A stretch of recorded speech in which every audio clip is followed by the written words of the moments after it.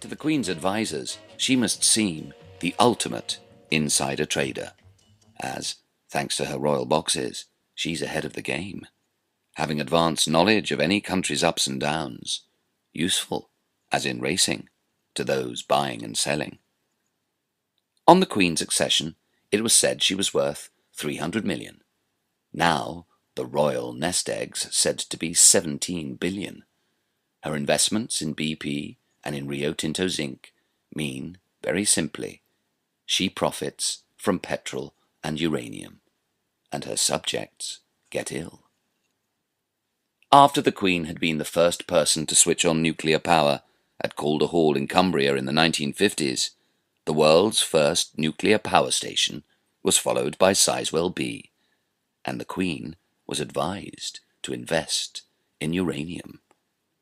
Notwithstanding any greenwash, royal gamblers have few ethics, and, despite a feigned concern, royalty knows that arms are good investments, and since those with money like making more, they risk the Earth's transformation into a Death Star, through shells and bombs and cruise missiles, all tipped with depleted uranium, so they pierce more easily through the heavy armor and the fortifications of perceived enemies. Air, water, and soil are contaminated when DU is used.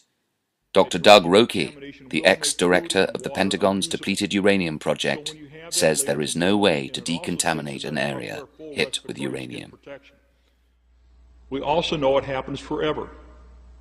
Therefore, when the Army personally says that food and water will be contaminated, and that's an indiscriminate killer, that makes the use of depleted uranium a crime against God and a crime against humanity. A large part of the baby boom generation had their immune systems compromised at birth. Dr. Jay Gould would reveal in his book, The Enemy Within, the extent of royalty's uranium investments. And their uranium wealth was hot-housed by an entrepreneur, Tiny Rowland, thanks to Rowland's companies Lonhro and Rio Tinto. Tiny Rowland asset-stripped half of Africa, and though this takeover bidder for Harrods was called the unpleasant and unacceptable face of capitalism, he was popular with the royals and the mega-rich. Tiny Rowland says he loves Africa. Because Africa has enriched him, so he would love it. He definitely loves it because it has enriched him. The relationship between Tiny Rowland and African presidents is not really sincere and honest. It's the relationship between the rider and the horse. It's the rider who benefits. I don't think the horse benefited at all. Anything that has been brought to light as a result of the Lonhro affair, do you find any of that in any way the unacceptable face of capitalism? I can't judge because this is now escalated into a political matter, and I know so little about politics here that I just can't comment. Never mind that Rowland was formerly Roland Walter Fürop, an unashamed member of Hitler Youth. Princess Alexandra's husband, the Queen's nephew, Angus Ogilvy, would sit on Rowland's board with royal approval. The royal shares would thus finance the arming of Africa in Lonhro's resource wars. African leaders who promised Lonhro their strategic minerals were armed to the hilt by Ogilvy and Rowland. Tiny Rowland was nicknamed the Royals' Buccaneer, and how much he made them is unknown. But the conditions of his African workforces were notorious, and so Africa fueled new spurts of royal wealth. The Anti-Slavery Society reported in 1987 that in Lonhro's Ashanti gold mines, 60 boys had to work almost naked in a pool of cyanide at Lonhro's extractor plant in Ghana. The cyanide, used in separating out the gold, enters the body as gas, liquid, or acid dust. The boys worked naked, since, on Rowland's orders, this was company policy to reduce theft. In 1973, Lonhro was the biggest plantation owner in Africa, controlling 98% of oil imports through its pipelines. It mined, for example, 40% of Zimbabwe's gold, and it was the largest agricultural producer. Thus, thanks to their pet buccaneer, the royal shareholders were recolonizing Africa by the back door. And thus, thanks to Tiny Rowland's advice, their uranium holdings are now worth more than $6 billion. But just as England, that was wont to conquer others, as Shakespeare wrote, hath made a shameful conquest of herself, a uranium wind can now blow back into the faces of these profiteers, with their poisons being impossible to decontaminate.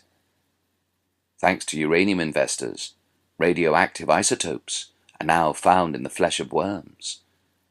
At a Ministry of Defense weapons range in Dumfries, depleted uranium has turned the worms mutant.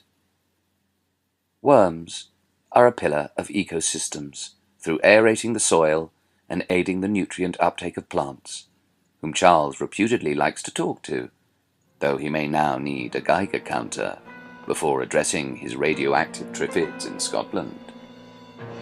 However, there'll be no apology from the palace for any carcinogenic carnage, since DU, hardening the tips of shells to pierce concrete, is one of Royal Ordnance's star exports. Despite Royal Ordnance weapons that contain DU, such as those made at Fazakerley, Liverpool, counting as poison gas weapons, violating the Geneva Convention under the 1925 Geneva Poison Gas Protocol. The DU shell, which the Sovereign has shares in, is a highly mobile, indiscriminate killer.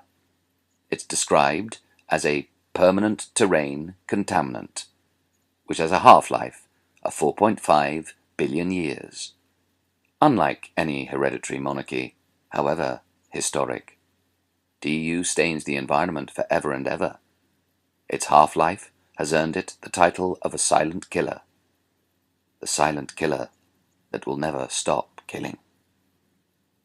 And there's nothing depleted about depleted uranium when you see the birth defects it causes. Swollen heads, enlarged eyeballs, dysfunctional limbs, as DU rewrites DNA codes, making them into nonsense. What this has generated is from 2004 up to this day, we are seeing a rate of congenital malformations in the city of Fallujah that is surpassed even that in the aftermath of, in the wake of the Japanese cities of Hiroshima and Nagasaki that nuclear bombs were dropped on at the end of World War II. While the British government was waging its illegal war in Iraq, it increased the value of the royal investment, for the price of uranium would rise 500% in 6 years.